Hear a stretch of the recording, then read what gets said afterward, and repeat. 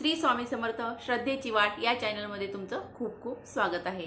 तर आज आपण इथे बघणार आहोत कलश हा कसा असावा, कलशाची स्थापना करण्यामागचं काय आहे धार्मिक महत्त्व, पूजेच्या वेळेस कलश हा का ठेवला जातो आणि काय आहे त्यामागील महत्त्व, कलश कसा बनवला जातो आणि कुठल्या दिशेला ठेवला जातो, त्यावर जे स्वास्तिक असतं ते का त्या स्वास्तिक काढण्यामागचं काय आहे करण्यामागचं काय आहे धार्मिक। आपण कलश हा मांडायचा असतो आणि कलश हा स्थापन करताना आपण कुठलं भांडं वापरायचं असतं त्याबद्दल इथे मी तुम्हाला थोडक्यात माहिती सांगणार आहे। तर चला, तर धर्मामध्ये कुठलीही पूजा किंवा शुभ कार्य करण्याच्या वेळेस कलश स्थापनेचं विशेष महत्त्व आहे। असं म्हणतात की कलशामध्ये कलश हा सुख, समृद्धी, वैभव आणि शुभतेचं प्रतीक मानलं जातं। धार्मिक मान्यतेनुसार असं म्हणतात की सर्व देवतांची शक्ती ही त्या कलशामध्ये सामावलेली असते। आपण जेव्हा पण देवी भगवतीची पूजा करतो तेव्हा पण आपल्याला कलशाची स्थापना ही सर्वप्रथम करावी लागते। पौराणिक मान्यतेनुसार असं मानतात की कलशाच्या मुखात जे आहे भगवान विष्णूंचा वास असतो, तसंच कलशाच्या कंठामध्ये भगवान शंकरांचा वास असतो आणि तळाला जे आहे ते भगवान ब्रह्मदेव विराजमान असतात। तसे कलशाचे जो मध्यभाग असतो त्यामध्ये सर्व दैवी शक्ती। त्यामुळे आपल्याला हा जो कलश आहे स्थापना केल्यानंतर हलवायचा नसतो, जोपर्यंत आपली पूजा, पारायण किंवा ज्या पण कार्यासाठी आपण हे कलश स्थापन केलेला असतो तो हलवायचा नसतो, ते कार्य पूर्ण होईपर्यंत। चला तर मग आपण बघूया कलश कसा बनवायचा। तर इथे मी एक प्लेट घेतलेली आहे, त्यामध्ये तांदूळ घेतलेले आहे, तुम्ही गहू देखील घेऊ शकतात। तांदळावर मी हळदी कुंकवाची स्वस्तिक काढत आहे। तुम्ही फक्त हळदी कुंकू वाहिलं तरीही चालतं, नाहीतर या पद्धतीने तुम्ही स्वस्तिक काढली तरीही चालेल। या स्वस्तिकवर आपल्याला आपला कलश ठेवायचा आहे, त्यामुळे आपण स्वस्तिक काढून घ्यायचे आहे।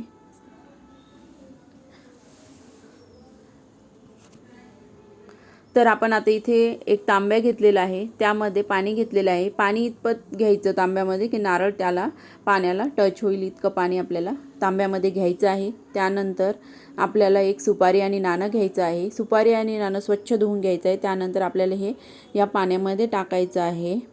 त्यानंतर हळदी कुंकू वाहून घ्यायचं आहे, फुलं व्हायची आहे। इथे मी फुलाच्या पाकळ्या वाहिलेल्या होत्या, फूल खराब होण्याची शक्यता असते त्यामुळे मी पाकळ्या वाहिलेल्या आहे। आणि त्यानंतर आपल्याला तांब्याला हळदी आणि कुंकवाची 5 रेषा मारून घ्यायच्या आहे। हळदी आणि कुंकवाच्या, हळदीच्या 5 आणि कुंकवाच्या 5 अशा 5 लाईन मारून घ्यायच्या आहे तांब्याला। त्यानंतर तांब्या आपण स्वस्तिकवर ठेवायचा आहे।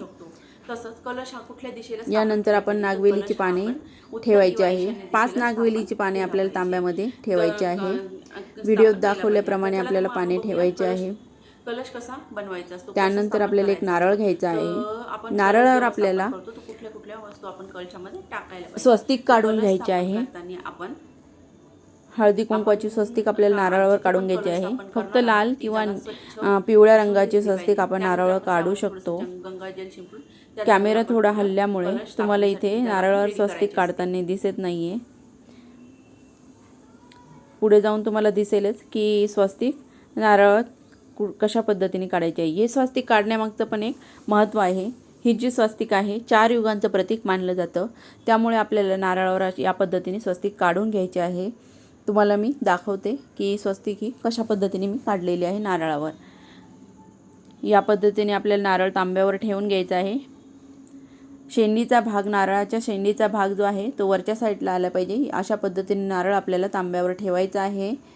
आणि या पद्धतीने मी स्वस्तिक काढलेली आहे। तुम्ही पिवळ्या रंगाची स्वस्तिक देखील काढू शकता। तर या पद्धतीने आपण कलश बनवून घ्यायचा आहे आणि ज्या ठिकाणी आपल्याला कलशाची स्थापना करायची आहे त्या ठिकाणी आपण हा कलश ठेवायचा आहे।